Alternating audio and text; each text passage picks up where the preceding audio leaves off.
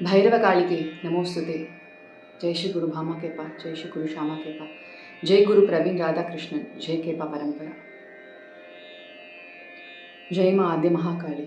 அகர முதலென உரைசை 51 அகில கலைகளும் வெகு விதம் கொண்ட தத்துவமும் அபரிமித சுருதியும் அடங்கும் தனி பொருளைய பொருளு மாய அறிவை அறிபவர் அறியும் இன்பம் தனை துரிய முடிவை அடி நடுமுடியில் துங்கன் தனை சிறிய அணுவை அணுவினில் மலமும் நெஞ்சம் குண திரயமும் மற்றதொரு நிகழும்படி வினை முடிவில் ஒன்றென்றிருப்பதனை நினைவு குறை ஒழிவர நிறைந்தெங்கு நிற்பதனை நிகழ்பகர அரியதவி சுண்டிம்புற திரயமெரித்த பெரு மானும் நிருபகுரு பரகுமர என்றென்று பக்தி கொடு பரவ அருளிய மௌன மந்திரந்தனை பழைய நினது வழி அடிமையும் விளங்கும் படி கினிதுணர்த்தி அருள்வா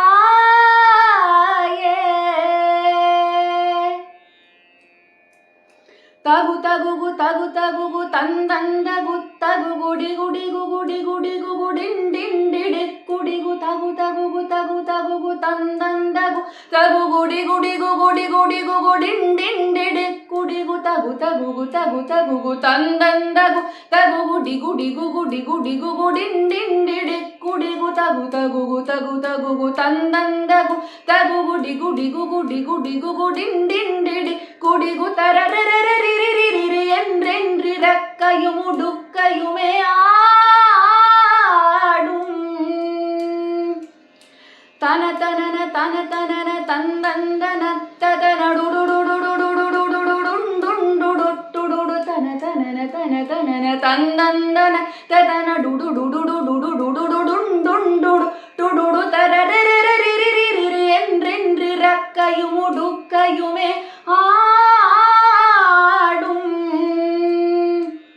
மொகுமொகின அதிர முதிரண்டம் விளக்க நிமிரலகை கரணமிட உலகெங்கும் பிரமிக்க நடமுடுகு பைரவர் பௌரி கொண்டிம் புறப்படு களத்தில் ஒரு கோடி முதுகழுகு கொடிகருடன் அங்கம் பொற குருதி நதி பெருக வெகு முகக வந்தங்களில் தமிழ முரசர நிசிசரரை வென்றிந்திர கரசளித்த பெருமாளே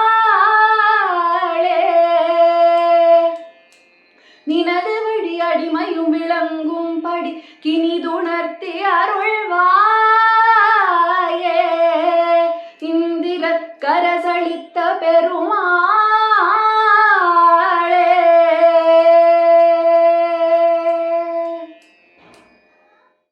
எல்லாருக்கும் வணக்கம்.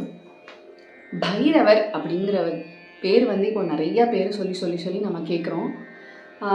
சில வருஷங்களுக்கு முன்னாடி இந்த மாதிரி ஒரு யூடியூப் மூலமாக தான், ஒரு பாட்காஸ்ட் மூலமாக பைரவ நாமா அப்படிங்கிறது ஒரு மிகப்பெரிய அளவில் இந்தியா முழுக்கன்னு மட்டும் இல்லாமல் உலகம் முழுக்க ட்ராவல் ஆச்சு. இந்த பைரவர் நாமா அப்படிங்கிறது, பைரவர் அப்படிங்கிற பேர் பல வருஷங்களுக்கு அப்புறமா, பல யுகங்களுக்கு அப்புறமானே சொல்லலாம், இப்போது அந்த பேர் மறுபடியும் எல்லாரும் அதை பற்றி பேசக்கூடிய காலம் அப்படிங்கிறது வந்ததுனால தான் பைரவரோட நாமா அவ்வளோ பிரபலமாக ஏற்படுத்தப்பட்டு இப்போது இந்த கடவுளை பற்றி நம்ம தெரிஞ்சுக்கிறதுக்கான காலமாக இது இருக்குது.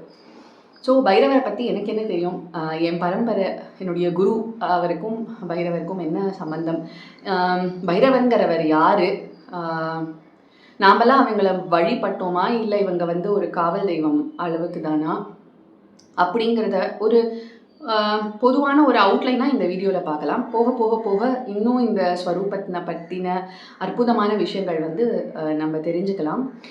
என்னுடைய குரு பாமா கேப்பா, ஷியாமா கேப்பா அண்ட் பிரவீன் ராதாகிருஷ்ணன், என் பின்னாடி நீங்கள் பார்க்குறீங்க இல்லையா, அவங்க தான் என்னுடைய குரு பரம்பரை. இப்போது ஃபிசிக்கல் ஃபார்மில் என்னுடைய குரு அப்படின்னு சொல்கிறவர் பிரவீன் ராதாகிருஷ்ணன் அப்படின்னு சொல்லக்கூடியவர். நீங்கள் அவருடைய வீடியோஸ் சிலது ஆங்கிலத்தில் வீடியோஸ் நிறையா போட்டிருக்காரு, அதை தமிழாக்கம் பண்ணி கூட பார்க்கலாம். அவருடைய பரமகுரு அப்படின்னு சொல்லக்கூடிய பாமா கேப்பா அப்படிங்கிறவர் ஒரு நடமாடும் பைரவர் அவதாரமாகவே அவர் இருந்தார் அப்படின்னு சொல்லப்பட்டது. இது என்னுடைய பரம்பரையை பற்றி சொல்லக்கூடிய ஒரு பெருமையான விஷயமா இருக்கிறதுனால நான் அதை வச்சு ஆரம்பிக்கிறேன். குருவை பற்றி ஒரு வார்த்தை சொல்லிட்டு, பைரவர் அப்படின்னு நமக்கு தெரியப்பட்டவது. இப்போது இந்த வந்து மாற்றி யூஸ் பண்ணுவோம் இல்லையா, பங்கால் அப்படின்னு சொல்லக்கூடிய விஷயங்கள். அந்த மாதிரி இந்த வைரவன் பட்டி அப்படின்னு தமிழ்நாட்டில் ஒரு ஊர் ரொம்ப பிரபலமாக ஒரு பெரிய கோவில் அதோட சேர்ந்து எல்லாமே இருக்குது. பொதுவாக இந்த பேர் பைரவர் அப்படின்னு கேட்ட உடனே நம்மளுக்கு தெரிய வரக்கூடிய விஷயம் என்ன, அவர் ரொம்ப உக்ரமான டைட்டி, ரொம்ப கோவக்காரர், இப்படி தான் நம்ம தெரிஞ்சுப்போம் இல்லையா.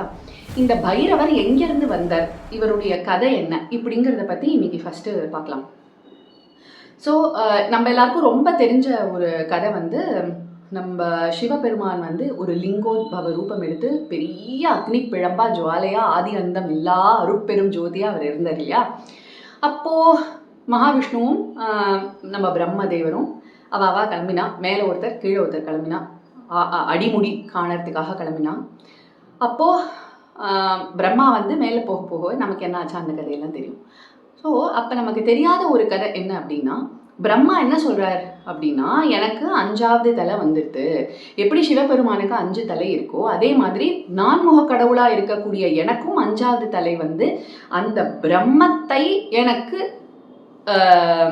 யாரும் சொல்ல வேண்டாம், நானே அந்த பிரம்மத்தை அடைஞ்சிட்டேன், நானே அந்த பிரம்மத்தை பற்றி தெரிஞ்சுக்கிட்டேன் அப்படின்னு சொல்கிறான். பொதுவாக சதுர்முக கடவுள்னு ஏன் நம்ம பிரம்மாவை சொல்கிறோம், பிரம்மன் கைன்னு நம்ம என்ன சொல்கிறோம்னா 4 வேதங்களை வந்து அவர் மூலமாக சிருஷ்டி ஆனதுனால அவரை வந்து சிருஷ்டி கடவுள்னு சொல்லி 4முக கடவுள் அப்படின்னு நம்ம கூப்பிடுறோம். ஆக்சுவலி அவருக்கு 5 முகங்கள் இருந்தது அப்படிங்கிறது தான் இந்த கதை. அந்த 5வது முகம் என்ன ஆச்சு, 5வது தலை என்ன ஆச்சு அப்படிங்கிறது தான் இந்த கதை. ஸோ எனக்கு பிரம்மத்தை நான் தெரிந்து கொண்டு விட்டேன், இனிமேல்ட்டு நான் தான் இருக்கிறதுலையே ரொம்ப பிரில்லியண்ட், என்னை தாண்டி யாரும் இல்லை, சிவனுக்கு ஈக்குவலாக நான் வந்துட்டேன், இப்போ சிவனுக்கு தாங்கக்கூடிய சக்தி வந்து என்னுடையது, அந்த பிரம்மன். ஸோ பிரம்மன் இந்த 2 வார்த்தையை நம்ம வந்து ரொம்ப காமனாக யூஸ் பண்ணுறதுனால நம்ம மாற்றி புரிஞ்சுக்கிறோம். பிரம்மம் அப்படின்னு சொன்னால் பரபிரம்மம் அப்படின்னு சொல்லுவோம் இல்லையா, அந்த இது. பிரம்மா அப்படின்னு சொன்னால் 4முக கடவுள், சிருஷ்டிகர்த்தா அப்படி சொல்லக்கூடியது. உங்கள் எல்லாருக்கும் தெரிஞ்சிருக்கும் பேசிக்கு, சிருஷ்டிகர்த்தா அப்படிங்கிறவர் இந்த மிருத்யு லோகத்துக்கு ஒரு கடவுள் இருக்கா. அந்த மாதிரி பல கோடி பல லட்ச கோடி லோகங்கள் இருக்கு, லோகாலோகம் இருக்கு அப்படின்னு நம்ம சொல்றோம் இல்லையா. வெறும்னா அதல வித்தல சுத்தல அந்த மாதிரி லோகங்கள் இல்லை, அதெல்லாம் என்கம்பாஸ் பண்ணி ஒரு லோகம் இருக்கு அப்படின்னா அதுக்கு 4முக கடவுள் வந்து சரி உங்களுக்கு இன்னும் ஈஸியாக சொல்லணும்னா நம்ம வந்து இந்த காயத்ரி மந்திரம் அப்படின்னு சொல்லுவோம். அந்த காயத்ரி மந்திரத்தில் ஒரு லோகம், இது வந்து பூலோகம், பூஹு புவஹ சுவஹ மகஹ ஜனஹ தபஹ சத்யம் அப்படின்னு 7 லோகம் மேலே இருக்குது. அதே மாதிரி கீழே 7 லோகம் இருக்குது. அந்த 7வது லோகத்தில் இருக்கக்கூடியவர் தான் பிரம்மா. அந்த லோகத்தில் தலைமை தாங்கக்கூடியவர் பிரம்மா அப்படின்னு. இந்த அவாந்தர பிரளயம் அப்படின்னு பிரளய காலத்தில் இந்த பிரம்மாலாம் அழிஞ்சு போயிடுவாங்க. இது இந்த லோகத்துக்கான பிரம்மா. அந்த மாதிரி பல லட்ச கோடி பிரம்மாக்கள் இருந்திருக்காங்க, பிரம்மாண்ட லோகங்கள் இருக்கு. அதுக்கு ஒவ்வொன்றுத்துக்கும் ஒவ்வொரு பிரம்மா இருக்காங்க. அதை தாண்டி இருக்கக்கூடியது தான் நம்ம சதாசிவன் அப்படின்னு சொல்லக்கூடிய அந்த நிலைமை. அந்த சதாசிவன் கிட்ட இருந்து இவன் என்ன இப்படி அதாவது சிருஷ்டிகர்த்தா அப்படின்னு நம்ம சொல்றோம் இல்லையா. பிரம்மா வந்து எல்லாத்தையும் சிருஷ்டி பண்றான்னா நம்மளுடைய தாத்தா அந்த மாதிரி நம்ம வச்சுக்கலாம் இல்லையா. அந்த தாத்தா இப்படி தப்பு பண்ணினா இந்த லோகத்தில் இருக்கக்கூடிய புழு பூச்சி மனிதர்களுக்கு எப்படி மோட்சத்துக்கு போக முடியும்? நான் தான் கடவுள் அப்படின்னு சொல்லிட்டு இருக்காரு இல்லையா இந்த பிரம்மா. அந்த நான் கடவுள் அப்படிங்கிற நிலைமைக்கு பிரம்மா வந்துட்டாரு. இவரை பார்த்து எல்லாரும் இதே மாதிரி தப்பா போயிட போறாங்க. அப்படிங்கிறதுனால அந்த பிரம்மனுடைய சிரஸை அவருடைய லெஃப்ட் சிறுவிரலால் நகத்தால் அப்படி கிள்ளிடுறாராம். கிள்ளினதுனால ஹத்யாதி பாபகரம் அப்படின்னு சொல்கிறோம் இல்லையா. சிவபெருமானாகவே இருந்தாலும் அந்த நேரத்தில் சிவனுடைய 3வது கண், நெற்றிக்கண் அப்படின்னு சொல்லக்கூடிய கண்ணில் இருந்து உக்கிரமான ரூபம் வெளியில் வருது. ஏன் உக்கிரம்னா, ஐயோ இந்த மாதிரி சொல்லிட்டு இருந்தால் எப்படி இந்த ஜீவன்கள், படைக்கப்பட்ட ஜீவன்கள்லாம் எப்படி இறைவனை நோக்கி வரும்? இவருக்கு ஒன்றுமே தெரியாமல் நான் தான் கடவுள்னு 5வது முகத்தில் ஆரம்பித்து பேசிகிட்டு இருக்கே அப்படின்னு அந்த 5வது தலையை சிவபெருமான் வந்து அவருடைய சுண்டு விரலால் எடுக்கிறாரு, பிரம்மானுடைய தலையை. அந்த பிரம்ம கபாலம் என்ன ஆகுதுன்னா அவருடைய கையிலேயே ஒட்டிக்கிறது. ஸோ இந்த கதை நம்ம எல்லாருக்கும் தெரியும் இல்லையா? அவருடைய கபாலம் விழுந்த இடம் தான் காஷி அப்படின்னு சொல்லக்கூடியது. இதெல்லாம் நம்ம கேள்விப்பட்ட கதை. நடுவில் மிஸ் ஆன அந்த ஒரு குட்டி ஸ்பாட் வந்து இதுதான். எதனால சிவன் வந்து அவருடைய தலையை கொய்கிறார் அப்படின்னு நம்ம இதுக்கு முன்னாடி கேள்விப்பட்ட கதையிலலாம் வந்து பிரம்மா போய் சொல்லிட்டா, அந்த தாழம்பூ விழுந்தது, மாடு வந்து இப்படி பண்ணிது அப்படின்லாம் கதை சொல்லுவோம். அதுக்கான ஒரு மாடிஃபைடு வெர்ஷனாக இதை நீங்கள் வச்சுக்கலாம். ஸோ இந்த கதையில் நமக்கு தெரிஞ்ச ஒரு விஷயம், இதே மாதிரி நடந்த ஒரு விஷயம் என்ன இருக்குது அப்படின்னு பார்த்தா, ரொம்ப இன்ட்ரெஸ்டிங்காக நம்மளுடைய தமிழ்நாடு அப்படிங்கிறதே வந்து ஒரு முருக கடவுளுக்கான ரொம்ப பேர் போன ஒரு பூமி. முருகர் தான் இருக்கணும்னு சூஸ் பண்ணி தன் வசத்தில் நம்மளெல்லாம் கட்டி போட்டு வச்சுருக்கக்கூடிய ஒரு பூமியாக இருக்கிறதுனால, இதே மாதிரி நெற்றிக்கண்லேருந்து வந்த ஒருவர் எப்படி 5வது தலையை வந்து கொய்தாரோ, இவர் 6 முகம் கொண்டு 5 தலைக்கும் மேலான ஒருத்தராக வந்தவர் சண்ட பைரவர் அப்படின்னு சொல்லக்கூடிய ஒரு ரூபம் கொண்டவர். அதாவது இந்த பைரவ மூர்த்தங்களில் இப்போ நான் சொன்னேன் இல்லையா, சிவனுடைய அந்த 6வது சிவனுடைய கண்ணிலிருந்து 3வது நெற்றிக்கண்ணிலிருந்து வந்த அந்த ரூபம் குரு, பூர்ணமான ஞானத்தை கொடுக்கக்கூடிய குரு. என்னத்தை பற்றின ஞானம் அப்படின்னா, பிரம்மன்கிறது யாரு, இந்த சாஸ்திரம் அப்படின்னு நம்ம சொல்கிறோம் இல்லையா, இந்த 4 சாஸ்திரங்களை தாண்டி இருக்கக்கூடிய 5வது வேதம் அப்படின்னு சொல்லக்கூடியது.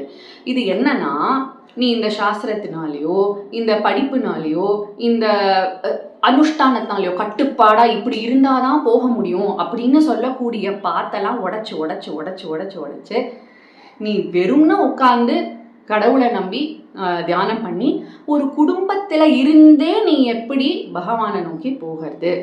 ஏன்னா இன்னைக்கு நம்ம பார்க்கக்கூடிய நிறையா கதைகள் எப்படி வரும்னா, சன்னியாச ஆசிரமம் எடுத்துக்கிட்டாதான் அவங்களுக்கு வந்து முக்தி கிடைக்கும் அப்படின்லாம் நம்ம கேள்விப்பட்டிருக்கோம். அந்த பாத்து எதுவும் தப்புன்னு சொல்லலை. ஆனால் இப்போ கிரகஸ்த வாழ்க்கையில் இருக்கக்கூடிய நீங்கள் எப்படி ஒரு வாழ்க்கையை வாழ்ந்துக்கிட்டே உங்கள் குழந்தையோட கொஞ்சிக்கிட்டே எப்படி அம்பாள்கிட்ட போகலாம்? இதுதானே நாம் எல்லாரும் எதிர்பார்க்கக்கூடியது. இப்படி எனக்கும் ஒரு கதி கிடைக்குமா அப்படின்னு நம்ம கேட்குறோம் இல்லையா? அந்த பாத் அதை கொடுக்கக்கூடியவர் வந்து பைரவர் அப்படின்னு சொல்லக்கூடியவர். எங்கள் குருநாதர் வந்து ப்ரொசீஜரல் கொலாப்ஸ் அப்படின்னு ஒரு வார்த்தை சொல்வார். உங்கள் குடும்பத்தில் எல்லாரும் வந்து ஒரு விதமாக ஒரு நம்பிக்கையோட உங்களோட ஒரு செட் குறிக்கோள், இப்படி தான் போகணுங்கிற இப்படி இருந்தால் மட்டும்தான் நீ அலவுடு அப்படின்னு சொல்லக்கூடியது இல்லாமல் எல்லாரையும் அணைச்சிட்டு போகிறது, எல்லா பாத்தும் சரின்னு சொல்லக்கூடிய அந்த ஒரு அந்த ஒரு பாதை வகுக்கக்கூடியவர் தான் பைரவர் அப்படின்னு சொல்லக்கூடிய. எல்லாருக்கும் ரொம்ப பிடிச்சமான ஒரு தெய்வமாக முருக கடவுள் இருக்காருன்னு, அவர் ஒரு பைரவ ரூபம். இந்த பைரவருடைய கதையும் முருகனுடைய கதையும் நீங்கள் எடுத்து பார்த்தீங்கன்னா நிறைய ஒற்றுமைகள் இருக்கும் அந்த விஷயத்தில். எப்படி பைரவர் வந்து பிரம்மானுடைய சிரசாக இருந்தாரோ, அதே மாதிரி சுவாமிமலை முருகர் இருக்கார் இல்லையா, அவரும் வந்து பிரம்மானுடைய நாலேஜ் தப்பு அப்படின்னு சொல்லி தானே சிறைப்படுத்தி அவருடைய அப்பாக்கே ஞானம் புகட்டின சுப்பிரமணிய சுவாமியாக இருக்கார். ஸோ சுவாமி மலையில் இருக்கக்கூடிய முருகர் அந்த மாதிரி பிரம்மா அப்பப்போ இந்த மாதிரி விஷமம் பண்ணும்பொழுதெல்லாம் ஒரு பைரவ ரூபம் வந்து இது பண்ணுறது. ஸோ நம்ம இப்போ பார்த்தோம் இல்லையா, இந்த சிரசை கொய்த பொழுது ஒரு பைரவர் வந்தாருன்னு, அவரை பட்டுக்கா அப்படின்னு சொல்லுவாள். திருப்பி எப்படி வேணால் இன்டர்சேஞ்சபிளி யூஸ் பண்ணிக்கலாம். அந்த வட்டுக்க பைரவர் அப்படின்னு சொல்லக்கூடிய ரூபம் என்னன்னா, ஒரு சின்ன பாலகன், ஒரு 6 வயசு 7 வயசு பையன் வந்து, ஆனால் அவரே நீங்கள் எப்படி பார்க்கலாம்னா எல்லாமே தெரிந்த ஒரு அண்ணா, உங்களை எப்படி அன்பா பார்த்துப்பாரு. ஒரு சின்ன குழந்தைகிட்ட நீங்கள் போகும்போது என்ன ஒரு ஒரு பாவத்தோடு நீங்கள் பார்ப்பீங்க. அந்த மாதிரி உங்களுக்கான ஒரு அண்ணா, அப்படி நீங்கள் ஒரு உங்களை ரொம்ப அன்பாக பார்த்துக்கக்கூடிய ஒரு சின்ன வயசு உள்ள, ஆனால் உங்களுடைய ஞானத்தில் பல மடங்கு ஞானத்தை கொடுக்கறதுக்காகவே வந்தது தான் இந்த பைரவ ரூபம் அப்படின்னு சொல்லக்கூடியது. என் பின்னாடி இருக்கக்கூடிய இந்த தெய்வம் யார், பைரவருக்கும் இவங்களுக்கும் என்ன, இதெல்லாம் நம்ம போக போக பாக்கி இருக்கக்கூடிய வீடியோஸில் பார்க்கலாம். இப்போது இந்த பைரவர் சண்ட பைரவர் அப்படின்னு சொன்னோம் இல்லையா. ஸோ இந்த பைரவ மூர்த்தங்களில் ரொம்ப முக்கியமான 8 மூர்த்தங்கள் இருக்குது. ஆக்சுவலி மல்டிபிள் பைரவ ரூபம்ஸ் இருக்குது. அதில் 64 ரூபம் ரொம்ப முக்கியம். அந்த 64ல் 8 ரொம்ப ரொம்ப ரொம்ப முக்கியம். அந்த 8 என்னென்ன பைரவ ரூபம் அப்படிங்கிறத மட்டும் நம்ம பார்க்கலாம். அசிதாங்க பைரவர், ருரு பைரவர், சண்ட பைரவர், இவர் தான் நான் ஸ்கந்த பைரவர் அப்படின்னு நான் சொன்னேன். ஏன்னா அவங்களுடைய வாகனம், அவங்க வச்சிருக்கக்கூடிய ஆயுதம்லேருந்து எல்லாமே லிட்ரலி சண்ட பைரவர் அப்படிங்கிறது தான் முருகர் அப்படின்னு சொல்லக்கூடியது. ஸோ குரோத பைரவர், உன்மத்த பைரவர், கபால பைரவர், பீஷண பைரவர், சம்ஹார பைரவர், இந்த 8 பைரவ மூர்த்தங்கள் ரொம்ப ரொம்ப ரொம்ப முக்கியமான ஒரு இந்த மற்ற 64 கம்பேரிட்டிவ்லி இது ரொம்ப முக்கியமானது. இதை தவிர சில பைரவர் பேர்கள் நான் கேள்விப்பட்டதில் எனக்கு ரொம்ப பிடிச்சதில்ல. நான் கேள்விப்பட்டு வச்சதில் வந்து தாண்ட பைரவர் அப்படின்னு ஒரு ரூபம் ஒன்று இருக்குது. பொதுவாக குருநாதர் வந்து எல்லாருக்கும் என்ன மந்திரம் ஆரம்பிக்கும்பொழுது என்ன பண்ணணும் அப்படின்னு கேட்குறவங்களுக்கு வந்து ஓம் பைரவாய நமக அப்படின்ற ஒரு பொதுவான நாமம் இருக்குது இல்லையா, அந்த நாமத்தை வச்சு ஆரம்பிங்க. அண்ட் நம்ம ஆதிசங்கரர் வந்து காலபைரவாஷ்டகம் அப்படின்னு எழுதியிருக்காரு. அந்த காலபைரவர் அஷ்டகத்தை நீங்கள் படிங்க அப்படின்னு சொல்லுவாங்க, உங்களுக்கு இந்த பைரவ ரூபம் வந்து ரொம்ப இன்டென்ஸாக தோணுச்சுன்னா. மற்றபடி ஸ்வர்ணாகர்ஷண பைரவர் அப்படின்னு ஒரு ரொம்ப முக்கியமான ஒரு ரூபம் எடுக்கிறாரு. அந்த ஸ்வர்ணாகர்ஷண பைரவரை தான் அடுத்த ஸ்டெப் போகும்பொழுது அவர் வந்து எல்லாருக்கும் சஜஸ்ட் பண்ணுவார். அவரோட வீடியோஸ்லாம் நீங்கள் கேட்கலாம். பிரவீன் ராதாகிருஷ்ணன் அப்படின்னு யூடியூப்பில் அவரோட வீடியோஸ் போட்டு ஆடியோ செட்டிங்ஸில் ஐ திங்க் நீங்கள் தமிழ் அப்படின்னு சூஸ் பண்ணிட்டீங்கன்னா உங்களால் தமிழ் அவருடைய வீடியோஸ் கேட்க முடியும். என்னால் ஆனது, எனக்கு புரிந்தது, எனக்கு தெரிந்ததை நான் வந்து இந்த வீடியோவில் ஷேர் பண்ணுறேன். 5வது தலையை கொய்து நமக்கு அதுக்கான பாத் தராரு அப்படின்னு சொன்னோம் இல்லையா.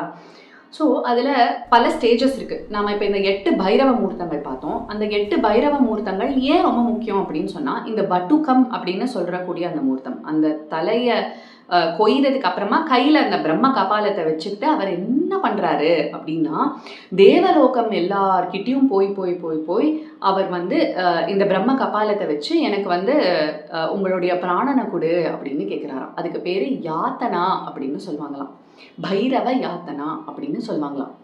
அந்த பைரவ யாத்தனையை முடிச்சுட்டு அவர் வந்து தேவலோகம் பூரா போகிறாரு. எல்லா லோகத்துலேயும் நடந்து நடந்து நடந்து நடந்து வரதை பற்றியெல்லாம் தான் இந்த பைரவா அஷ்டகம் நம்ம இப்போ சொன்னோம் இல்லையா, காலபைரவ அஷ்டகம், அதில் சொல்கிறாங்க. அதெல்லாம் முடித்து அந்த யங் வட்டுக்க பைரவ அப்படின்னு சொல்லக்கூடிய அந்த ரூபத்தில் இருக்கிறதுலேருந்து ஆரம்பித்து காஷியில் வந்து எப்படி அவருடைய அந்த பிரம்ம கபாலம் அன்னபூர்ணி கையால் விழறது இல்லையா, அந்த தருணம் வரைக்கும் இருக்கக்கூடிய அந்த அவருடைய மூர்த்தங்கள் அப்படின்னு சொல்லக்கூடியது அந்த வட்டுக்கம்லேருந்து ஆரம்பித்து இந்த கால பைரவர் அப்படின்னு சொல்லக்கூடிய அளவு வரைக்கும் வருது. ஸோ எங்கள் குரு என்ன சொல்வாருன்னா, நான் வந்து ஒரு ரொம்ப யங், ஒரு 20-25 வயசுக்குள்ளே தான் நான் இருக்கேன், 18 வயசு 19 வயசு அந்த வயசுக்குள்ளே தான் நான் இருக்கேன் அப்படின்னு ஆரம்பிக்கிறவங்க வந்து டைரெக்டாக பார்த்த உடனே பயங்கர மேஸ்குலைனாக இருக்கேன், நான் வந்து காலபைரவர் ஆரம்பிக்கிறேன் அப்படின்னு பண்ண முடியாது.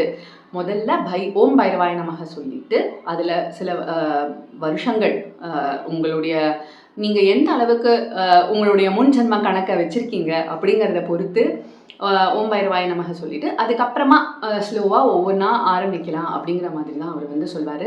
ஏன்னா இந்த வட்டுக்கம் அப்படின்னு சொல்லக்கூடிய அந்த பைரவர் இருக்கார் இல்லையா, அவர் வந்து நடக்கிறாரு, அவர் உட்காரலை. கால பைரவர் அப்படிங்கிறது உட்கார்ந்த எல்லாத்தையுமே ஆழ்ந்து வாழ்க்கையை வாழ்ந்து எடுத்துக்கிட்டு நம்ம உட்காருவோம் அப்படின்னு சொல்லுவோம் இல்லையா, அந்த மாதிரி ரொம்ப முதிர்ச்சி அடைந்த அந்த பைரவ தத்துவம் வந்து காஷியில் இருக்கக்கூடிய கால பைரவர் அப்படிங்கிறது.